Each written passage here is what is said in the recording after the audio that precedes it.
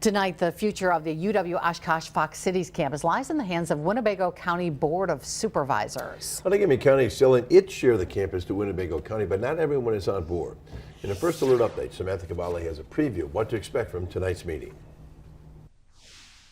Right, Cami and Bill, the deal proposed would have Winnebago County purchase Outagamie County's share for just $1. But it also includes moving the Weis Earth Science Museum to the History Museum at the castle, which many are against. Last summer, the UWO-Oshkosh administration announced its decision last summer to close the campus due to financial challenges and declining enrollment. It also left questions about what would happen to the Barlow Planetarium and the Weis Earth Science Museum.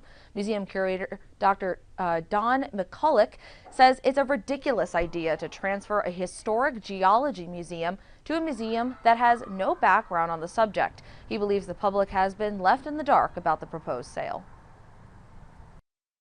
We won't be an independent museum anymore. We'll be at the whims of some people who aren't geologists. So there's been talk and attempts to keep this, if we're going to keep the Barlow here, and keep the Weis here too.